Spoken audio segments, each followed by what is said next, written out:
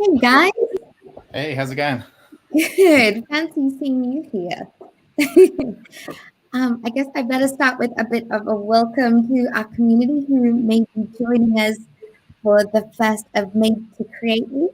So we thought we would offer a bit of a behind the scenes sneak peek into the office, into the Novation HQ, but we're all working from home. So you're joining myself, Beck, the marketing manager here at Novation in London. I think I'm in Stoke Newington.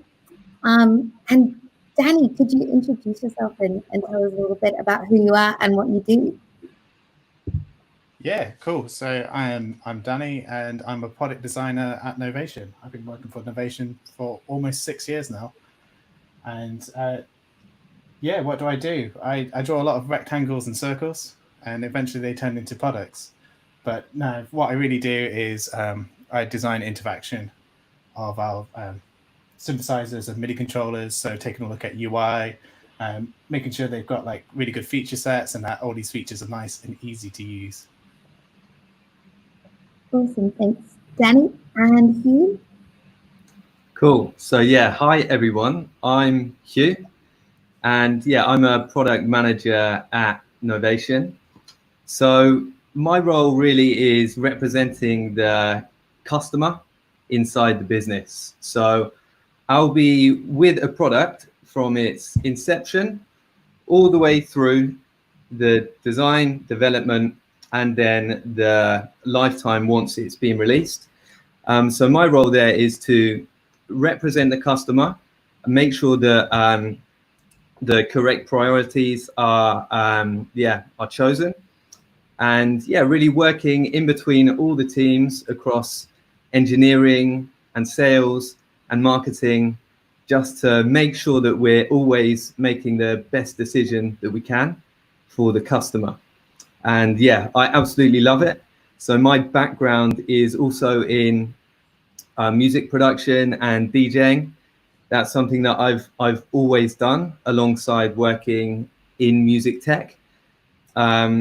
So yeah, I've been releasing house and techno music for many years now, and yeah, having an opportunity to work on the products that really inform my absolute life passion is something that I feel really privileged to do. So yeah, I'm really happy to be here today and speaking to all you guys. Oh, that's so nice. That's making me really want to go to work tomorrow. Awesome. Well, I think it's fair to say that between the two of you, you're very much to credit for bringing the Launchkey Mark III to life. I guess, Danny, could you tell us a little bit about a background of the Launchkey, a bit about the previous versions in the range? Yeah, well, I think it's probably worth starting right at the start. Like Novation, we've been making MIDI controllers from day one. Our first product was this really weird small MIDI controller for a Yamaha sequencer, and it had like a little dip in it, so you could fit your sequencer in the top. But yeah, moving on from then, we had like the SL series, which are quite popular, really kind of general purpose controllers. But the Launchkey, I guess it really started with the Launchpad and kind of having this clip launching idea and fusing it with a keyboard. And yeah, that's what the first Launchkey was. I think it kind of brought this new workflow. At the time when the Launchkey came out, I was working in a music shop and got to kind of see the first ones come out. And I was like, oh, I'm not sure. It's like, you got a Launchpad, you got a MIDI controller, what do you need? But actually having these two together, the workflow is so much quicker. Just being able to hit a clip, record into it, get that loop in, and quickly build up ideas. And then from then, we went to the Mark II kind of series where we bought RGB LEDs. So you can actually kind of see your full Ableton session in full color. And then, yeah, we've kind of moved on to the Mark III now.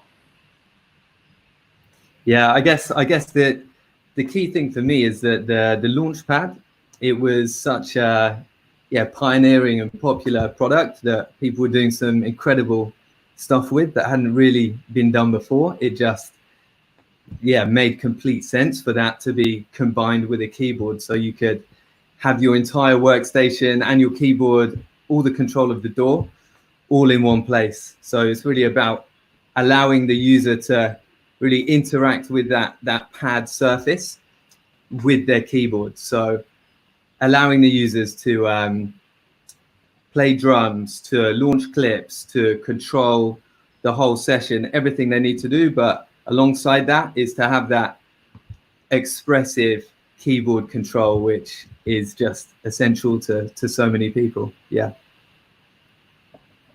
Awesome. Thanks, guys. And I guess, yeah, we're going to actually show a bit of the Launchkey in action.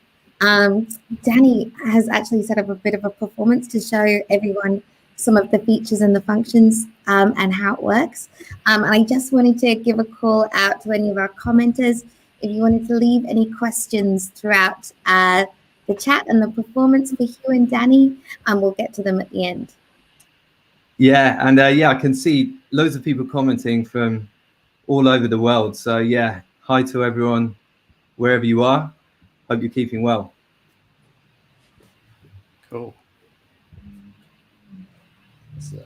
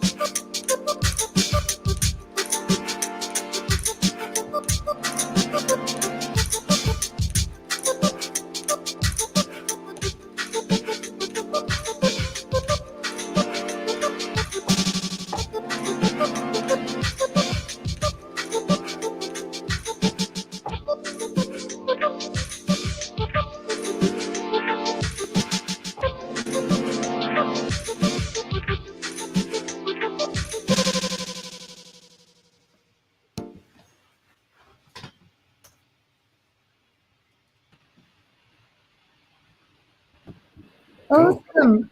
That was so good. Nice. Yeah, I hadn't seen that before, Danny. I really like the those live effects you were doing there.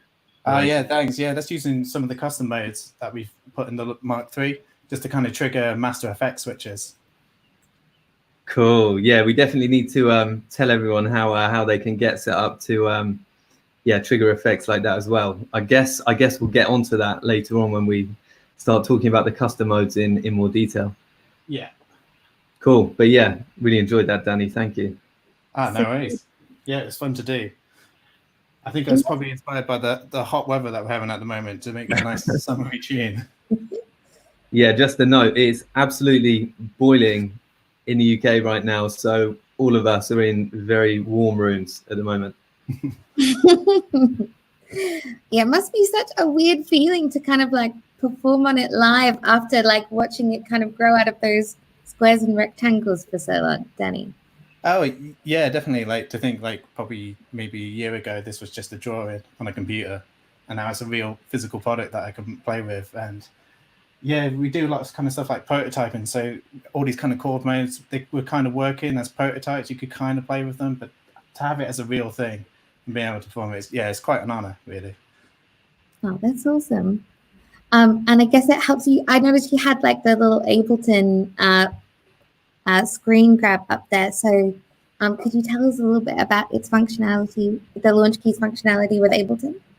Yeah, of course. So let me just switch back to the camera so I can show.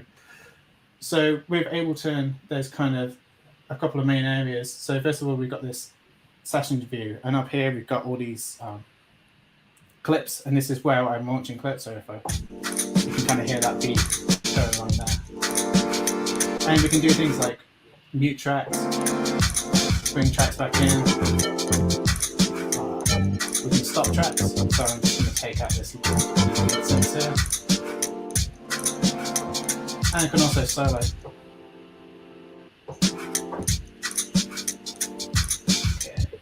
Other functionality that we've got a lot of device control. So this is the 37 key here, and so the 37 key and the 25 key have got these pots, but on the big ones, the 49 and the 61, we've also got faders as well, which kind of have a similar functionality, but they can do a bit more.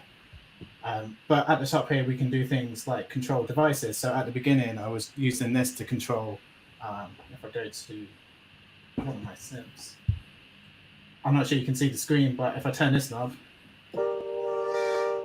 I've got control of my filter cutoff. So I was doing that at the beginning. And we can also control things like the volume, the pan, send effects over Ableton. And then we've also got this kind of transport section over here, which has got some really useful features. So kind of play, stop. We can do things like turn the click on. An undo button, which is really great when you're live. Fortunately, I didn't make any mistakes, but if I did, I could quickly hit undo and just kind of re-record stuff. There's Capture MIDI, which is a great feature in Live 10. So if I played something and I hadn't had record going, you can just hit this button and it's kind of been recording in the background, so you never lose that idea. I don't know about you, Hugh, but when I'm kind of producing, I always play something and then instantly forget it. Yeah, Capture MIDI was a game changer for me. Yeah, because that's always how it works when you're making a track, right? Is the best ideas that you have are when you're not recording and you're just jamming. So yeah, Capture MIDI, having access to that's just a game changer.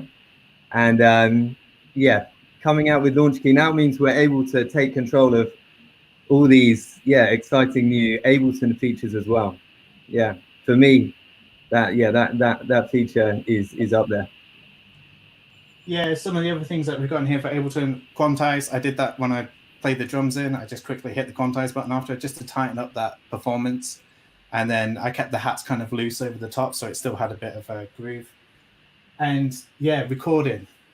That's what I was using a lot, using the record button here. But it's also possible to record into the clip. So when you see a red clip like this, you can press it, play stuff. So this is what I was talking about before. Having this so close to the keyboard and just being able to record something, play something, and then layer up your track without having to kind of go back to your computer. It just keeps you kind of like in this really good flow. It feels like you're making music rather than kind of editing a spreadsheet. Yeah, I guess that's something key about the Launchkey, really, is trying to allow the user to move away from the computer, and in doing so just feel more creatively empowered, because when you've been sat in the studio for hours, there's not much that's less inspiring than just looking at your computer screen. So yeah, being able to move away and actually interact in a more tactile way, turn your DAW into an instrument. Yeah, it's just, it's awesome. So great, guys. It's like so good to have people working on a product that actually use it and want to like geek out about using it as well. Anytime I get stuck in meetings with you guys and everyone's like obsessed about a new feature, it's always really exciting to hear how that will actually help and see the actual performance itself, and the expression that goes behind that. I guess could you kind of like tell us a little bit of an overview about some of the features and why they were kind of added to the Mark III rather than others? Yeah, so I guess what we really need to cover is the standalone features, because we've made huge advancements in the Ableton control and the control for other DAWs, but the area which is probably the most advanced in this is the standalone control. Would you'd agree, Danny? Oh yeah, definitely. This is kind of, well, one of the main things we kind of noticed that a lot of people tended to use more hardware these days as well. So you still be producing in the DAW, but you add in kind of more hardware synths. So having these kind of features that are just built into the keyboard, so you can just take away a synth and take this MIDI controller with you and kind of be completely away from the computer, and then come back and bring it back in together.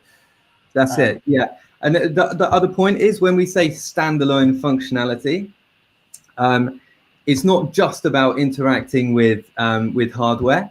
It's also just having that MIDI out functionality, because some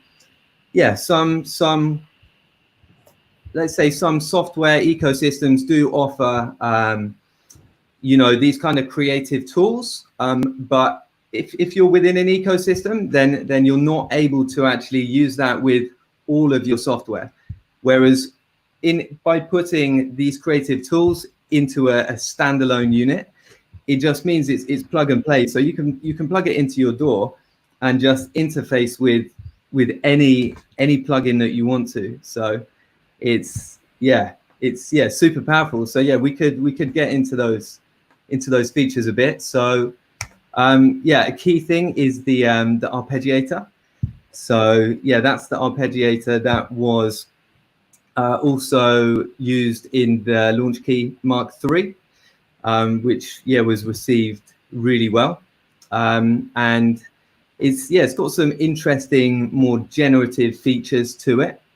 So it's got the mutate, which inserts additional notes with a degree of randomness into your ARP sequence. And then alongside that, you have the deviation as well, which works in a similar way, but with the rhythmic side of the ARP. So with these two generative arpeggiator aspects, it kind of means that the Launchkey can in some ways write music itself. You just set the parameters and then you can let go, and it does its thing. And yeah, Danny, I know you initially showed me what you could do by routing the ARP into the scale modes that we'll talk about as well. But yeah, that's another example of how you can use these different tools together. Yeah, is there anything else about the ARP that you think we should mention, Danny? Yeah, in fact, it's probably best to kind of just give a quick demo of what you mean by this mutate and deviate. So let me just switch my camera back over. So what we've got, so I got my synth playing here. I switched the ARP on here, and let's get this running. So I've actually got mutate all the ARP. So what I'm going to do, I'm going to bring up my ARP settings, and I'm going to go to pattern. So normally when you play an ARP, you just kind of get this like up pattern, down pattern, maybe up, down. But when we go to mutate, we've got this mutate knob here. So when it's at the bottom, your ARP plays as you expect, but as you kind of increase it, starts adding more notes into the sequence. And you can hear, like, at the end it gets really kind of off-key and atonal, but as Hugh said, you can just put the scale mode on and it kind of corrects everything. But yeah, that atonality can actually be quite cool. So, for example, on this track that I performed, if I go over here, next track. Okay. Let me just unmute that. So I've got a load of vocal samples kind of chopped up here, and so when I put the ARP on, it's just playing different segments of this vocal line, and then I can use the mutate to change up that pattern. And if I go into the kind of like more crazier territory, it's just using samples that are closer together. And the same with the deviate. So the deviate just kind of creates these random rhythms. So I'm just going to set this up. So make sure my rhythm's on deviate. As I turn this part, it just creates all these like different rhythms. And what's nice, it's actually based off a bit of mathematics. This is a bit nerdy here, but essentially this number here is kind of giving a seed to the deviate. So if I go back to the same number, it will always be the same pattern. But yeah, it just kind of create these rhythms just on the fly within the machine.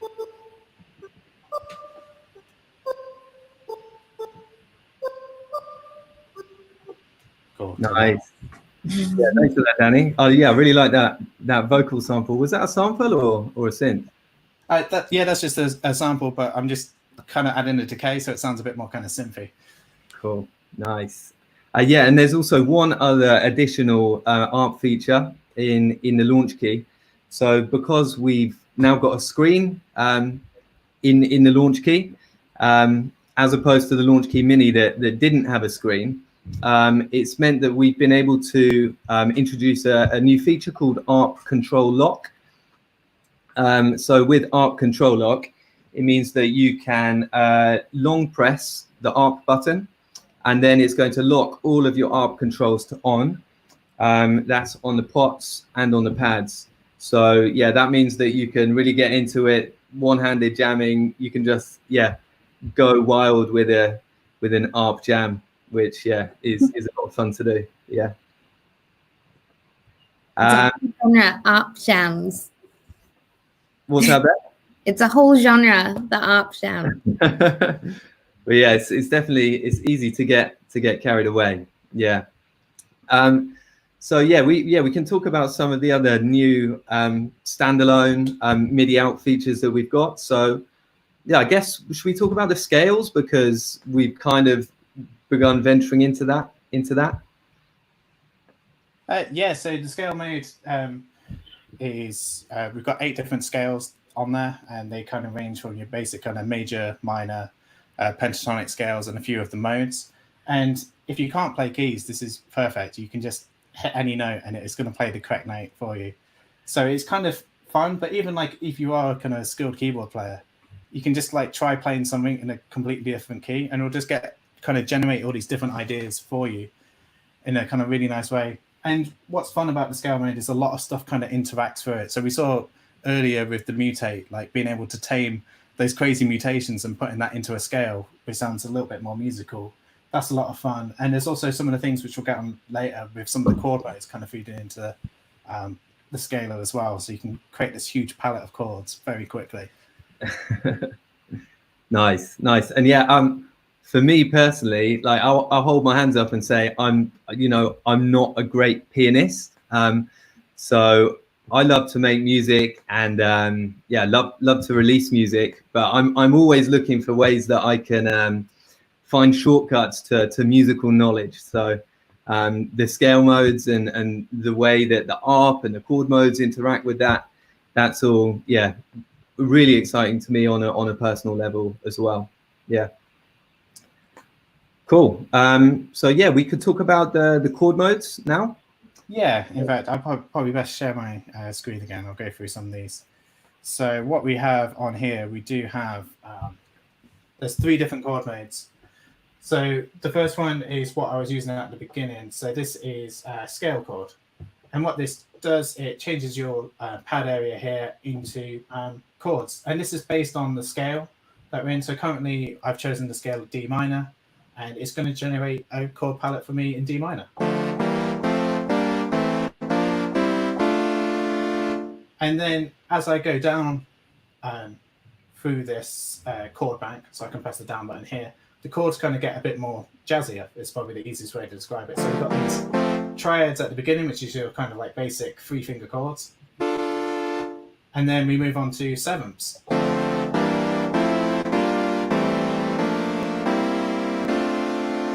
And then go down further, we get jazzier once again, and we get ninth chords. And these are just kind of like where you keep stacking up additional notes on top of the chord to make things sound a lot more kind of fuller. And then finally at the bottom, we've got these 6/9 chords as well, which I really like the sound of these chords because it's kind of, it's like a major chord and a minor chord at the same time.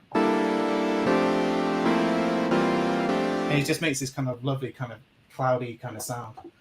Another thing to point out, in fact, I'm just going to change the scale mode on this to make it a little bit easier to demonstrate. So if I set the scale to C minor, so to set it to C, I'm just going to press the C key, and I'm going to actually set it to C major. So now, C major scale.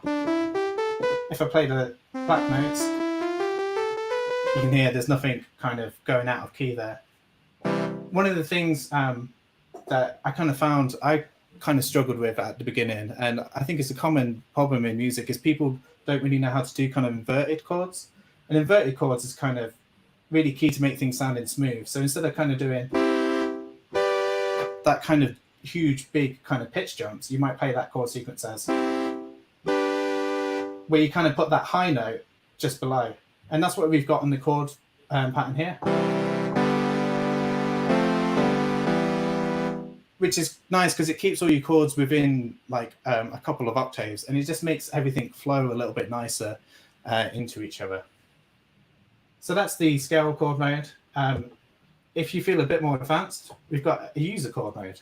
And this is kind of 16 pads, and you can choose whatever chord you want. So I hold a pad, and I'm going to input some notes.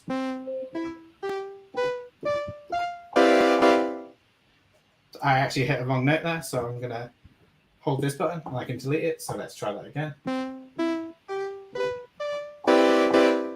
And then let's program in another chord.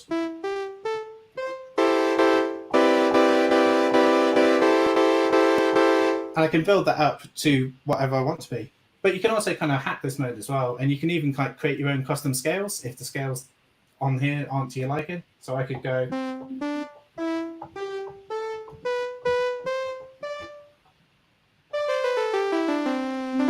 and have a scale on those pads if I wanted to as well. And if I want to do, just quickly clear all of that as well. And then finally, if two chord modes weren't enough, we can have a final and third chord mode, which is fixed chord. And what fixed chord is, it interacts slightly differently. We're not using the pads up here, but what we're going to do is use these the keys down here. So I can hold this and I have my chord. And as I play about, it will transpose that chord.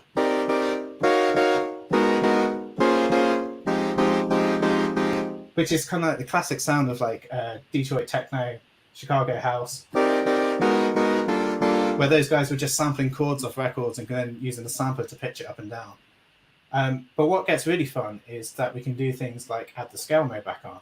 So that minor chord that I put in, if I press the C, it's going to be a major chord now. And as I go up the keys, I get a whole palette of chords.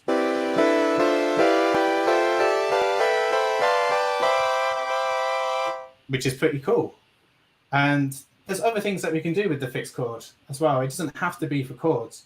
So there's things that we can do like have a harmony. So I could have this simple third. And as I go down,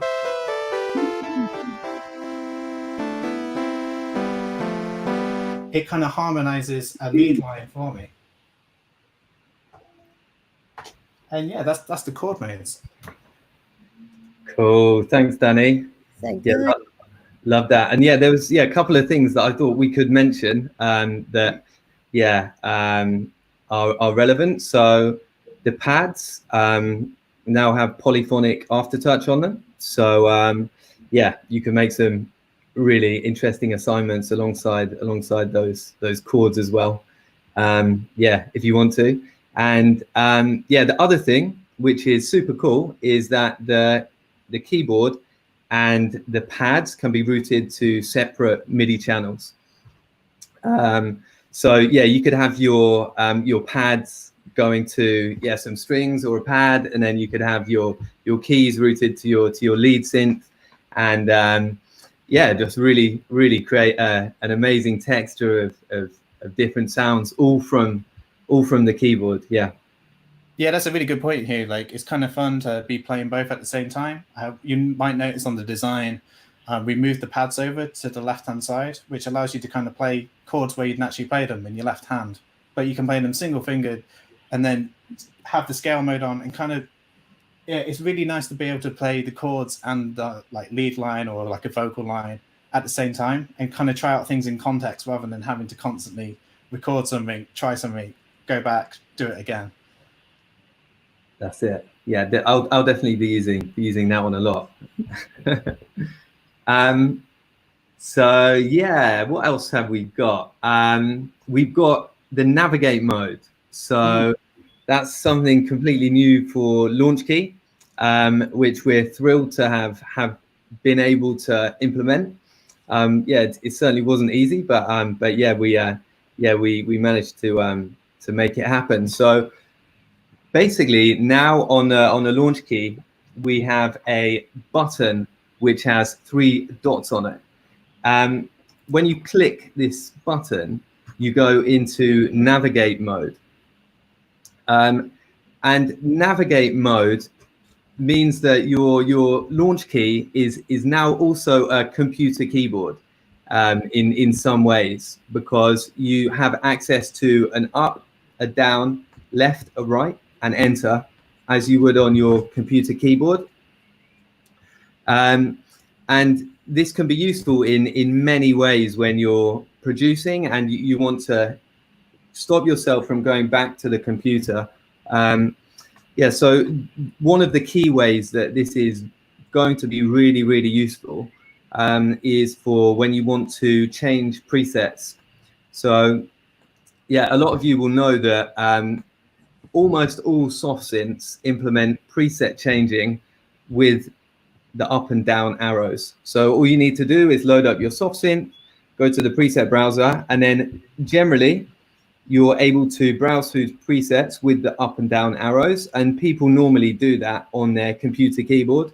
So they'll be going up and down on their computer keyboard and then going over to the MIDI keyboard and demoing that preset. So with the navigate mode, now that we have that keyboard functionality on the Launchkey itself, it means that you're able to load up any soft synth and then browse through your presets from the Launchkey and demo the patches as you go on the keyboard. So yeah, really excited to have got this functionality into the Mark III. And yeah, Danny, I think you were looking into some other ways of using the navigate mode. So let me just go back over to this again. So what's getting into the navigate mode is pressing this button here. This is your up, down, left, and right, and also an enter button. So as Hugh mentioned, you can use this for browsing. Go through different samples there. And one really fun way that we kind of discovered, I'll just actually make Ableton the full screen here, is that you can actually use this to kind of scroll through your entire arrangement as well. So you could just be producing. You might have your keyboard like not where your mouse is. Typically, like in my studio, a lot of my keyboards are to the side. So this makes it just really useful just to kind of quickly go through a session. And that should work in pretty much any DAW as well. Cool. Yeah. Super excited about that that navigate functionality. Yeah. Okay. And yeah, we also had the custom modes, which Danny, I know you were using those in your demo there to do the those beat effects, right? Yeah. So custom modes. There's 4 custom modes for each of the areas. So we've got custom modes for the pots, custom modes for the pads, and custom modes for the faders and the fader buttons on the 49 and 61. And yeah, so what was I doing? Let's bring up Ableton. So on my master channel, I have got a few different effects here. So I've got things like a beat repeat. So maybe I will just get this playing. Let's go to session. So I was using this custom mode here, and this is just one of the factory defaults, and essentially it's a lot of switches. So at the top we've got these toggle switches which send out a CC control, and below they send out CCs, but they're momentary. So it's high when I press it, and then it releases. So I can have things like beat repeat. And here I'm just using this to turn the beat repeat on, which makes it really kind of fun to kind of like repeat snares and like trigger these little glitches. I've also got things like, what have I got on my last channel? An autocolor. So just turn that on, have some cassette, delay, and then beat repeat it out. So yeah, it's those kind of things that are kind of really nice for just adding variation to performance and making kind of like launching clips a bit more kind of performative and kind of interactive with the music a bit more. As well as that, custom modes for the pots. So these can be set to any CC. We spoke about hardware control earlier, so we've got a MIDI out here, so you can make a mapping for your favorite synth and just control it all of the device here. And it's the same with the 49 and 61 with the faders. You can just map that to whatever you like. Nice. Yeah, so I guess with custom modes, what that really means, and with the MIDI out, is that Launchkey is no longer a DAW controller keyboard. This now is for hybrid setups and for interfacing with hardware as well. If you've got some hardware synths alongside your DAW setup, you can take control of that. You can control all those CCs and just choose which parameters you want to choose from the keyboard, and really use this as a studio hub in many ways. So yeah, for live performance, it's going to be hopefully really useful. Yeah. And Hugh, do you want to explain how like someone would go about creating these custom modes? Yes, good plan. So we have Novation Components, which is where we host our Launchkey custom mode editor. So yeah, all you need to do is go to the Novation website and navigate to Components. And then there's a super simple interface where you can just select any of the control areas of the Launchkey, and then just choose what you want the CC mapping to be for that control, and then pick the particular options which are going to suit your synth or effect unit or whatever it is you want to control. And then you're just able to transfer that to your hardware. And then immediately you then have control of almost anything you want in your studio that receives MIDI. So yeah, here we go. It's up on Danny's screen here. And as you can see, you can save your custom modes into your account there, and really build up a collection of custom modes that you find useful for your studio workflow. Yeah, and it's probably worth mentioning as well, like it's not just for hardware. A lot of DAWs do often like have ways of kind of creating additional MIDI mappings. So that's I was just MIDI mapping Ableton there. So it's kind of bringing additional functionality that you may want. Nice, cool. So I think that was all the standalone functionality that we wanted to cover. Besides, I wanted to mention the new screen on this. So we've now got a 2x16 character screen. So that allows us to show loads more information from Ableton or for your custom modes. And really that screen has allowed us to add some of these more advanced features to the Launchkey that wouldn't have been as possible in Launchkey Mark II. So it's great to have that. Danny, do you think we've covered all the standalone functionality that we need to? I think, but mentioning the screen is probably a good point. So one of the things that you can do now is you can browse through all your Ableton devices, and when you turn a control, you get feedback, and it gives you the name of that control, which is something that we didn't have on the Mark IIs. So if I'm adjusting a filter, it will say filter, and then it will give you kind of the hertz of the filter that you're cutting off. Like, so it gives you kind of a lot of information on this screen.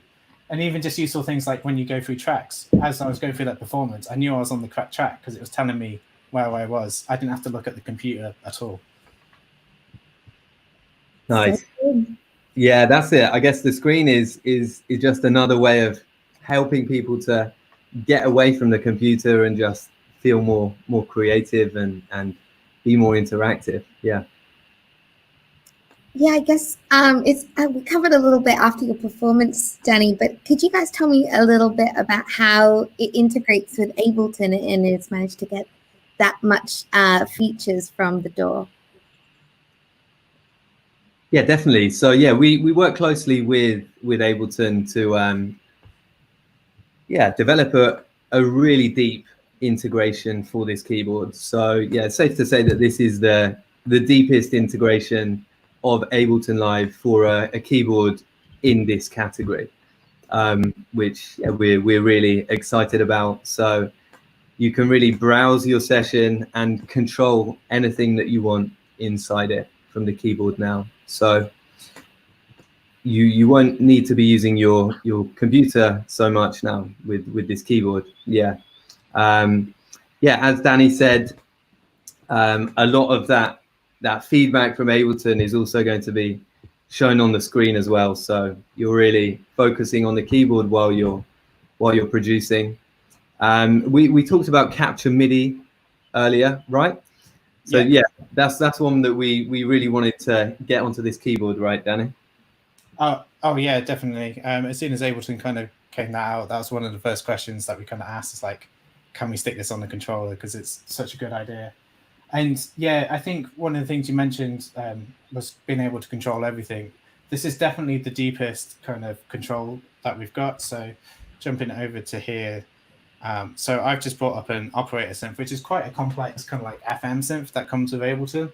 And if I put my pots into device mode, I've got this device select here. So I can, if I've got multiple devices, I can jump around all of these, but I can also select different pages. And it's what's really cool. It says operator oscillator A on the screen here, oscillator B, oscillator C, D, LFO, filters, and I know exactly where I am.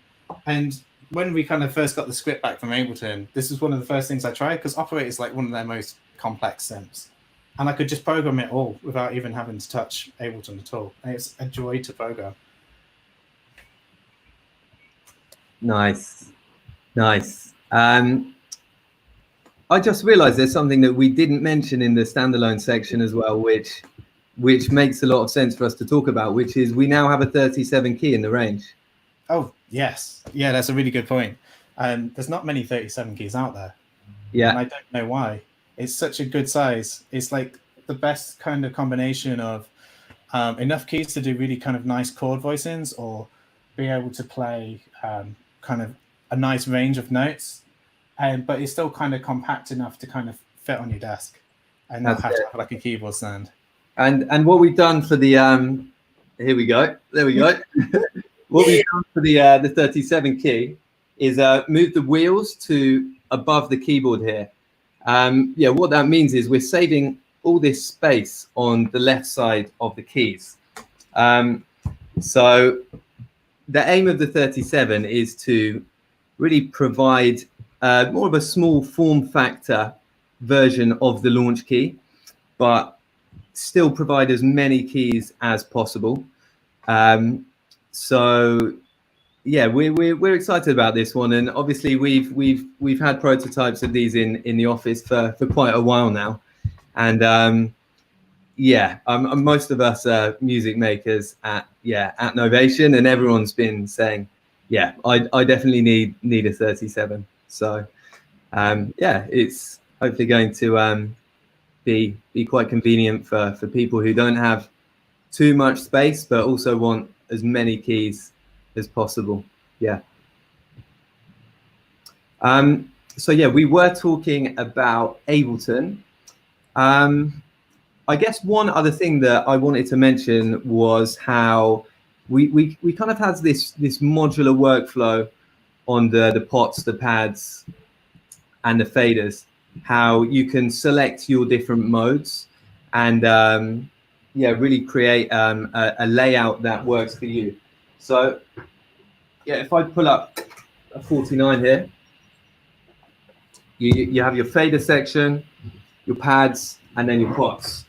And each of those sections has a mode in it. So for the pads, you have session, drum, scale chord, user chord, and then your full custom modes. For the pot modes, you have device mode, volume, pan, sends, and full custom modes. And then for the faders, you have device mode, volume mode, send A, send B, and then full custom modes. And having all of those available modes per control area means that you're able to select a layout of controls which really suits whatever session you're working on, which is powerful. Danny, are there any ways that you think that is helping users? Oh yeah, so on the previous like Mark IIs, the faders would always control volumes, and I never kind of understood why you'd limit it to that. Having this to be able to control send effects is like the faders to control send effects is great. Like if you're into kind of like dub production and stuff like that, being able to flick up sends to send to like delays and stuff, it becomes really kind of more involved and performative. And it's just a bit more flexibility, because you might not want to be doing your mixing on the controller. Some people just might already have a dedicated thing like the Launch Control XL, so they might want to just repurpose that control for something completely different. Yeah, and it's also worth mentioning that all these modes work in other DAWs now as well. It's not just for Ableton.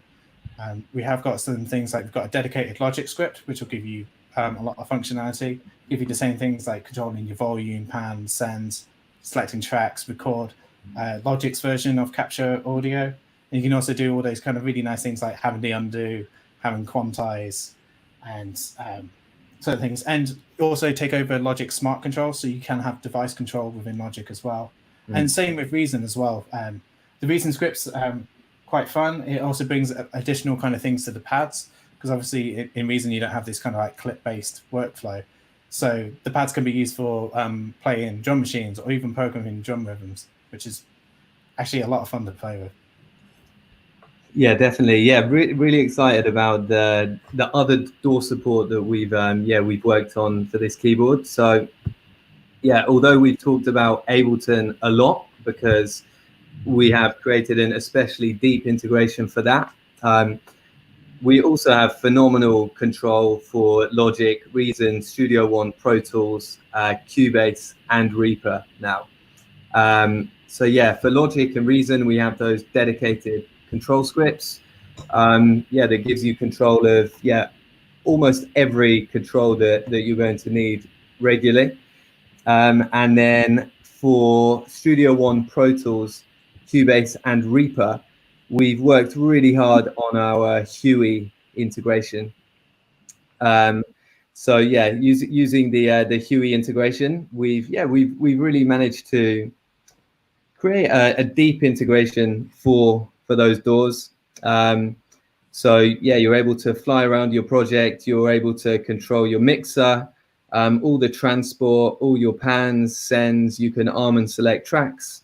So yeah, all the key DAW functions in those other DAWs you can now do from Launchkey as well. Yeah. So I think that's what we wanted to cover in terms of the DAWs and then the standalone functionality and a bit of the history of the Launchkey series. Danny, do you think we covered everything? And Beck? Yeah, I think we've covered everything. Obviously, if people want to find out more, there's a lot more on the Novation website, novation.com. And also, if you check out some of our other videos on YouTube, Enrique's done a great series kind of breaking down all these features as well. Yeah, definitely. And yeah, something to remember is that Novation listens to the user community. So yeah, if you have feedback, negative, positive, ways that you think we can improve our products with firmware or just anything you want to chat about, we are yeah, we are active and listening to users. So yeah, do always feel free to reach out on support or on our Facebook groups. Yeah, we're always here to chat. Awesome. Well, it seems like you guys have kind of covered it completely and answered kind of everyone's questions that have been jumping in and out of the chat. So yeah, we've had amazing response from the community. I've seen people say they're from India, Canada, Italy. So yeah, it's really amazing to see that people are really liking a behind the scenes sneak peek with you, Hugh and Danny. So we'll have to make you do it again next time for the next exciting product that we've got coming out at Novation. But yeah, I think that's everything from us. Cool. Yeah, I've just seen one thing that we didn't cover, which is about the live. Which is about the live loop functionality in Logic. So yeah, someone's asking about live loop here. So we don't currently offer support, but that is something that we're working on at the moment.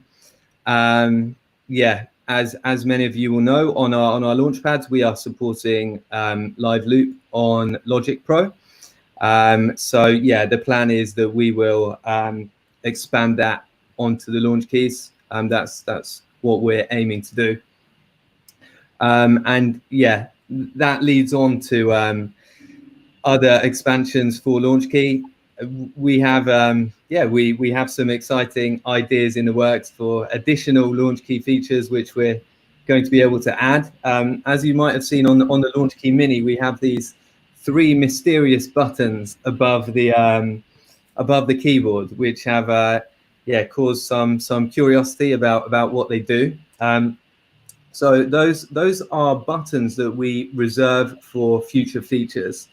So if any new tech comes along that we're able to take control of, or any just bright ideas that Danny or someone else at Novation has, it just means we have the scope to integrate that. So yeah, we've already got some quite fun and interesting thoughts about how we're going to use those mystery buttons. So yeah, watch this space for those. Yeah. Cool. Yeah, I just wanted to cover that because I saw that come up in the chat.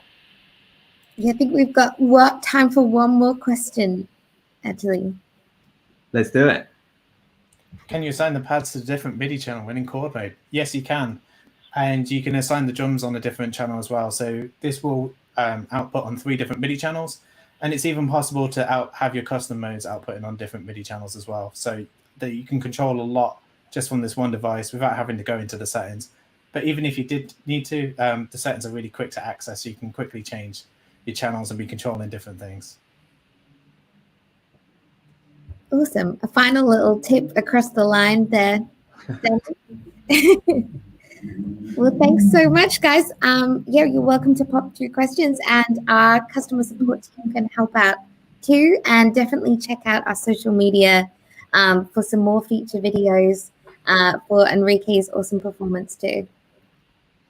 Cool. Yeah. I'll just say thanks as well to everyone tuning in all over the world. Yeah, it's really good to have your ears and your eyes and to be able to present what we've been working on for so long and what we're really excited to release to the world now. So yeah, just hope that everyone gets as much as we hope from this new launch key. Yeah.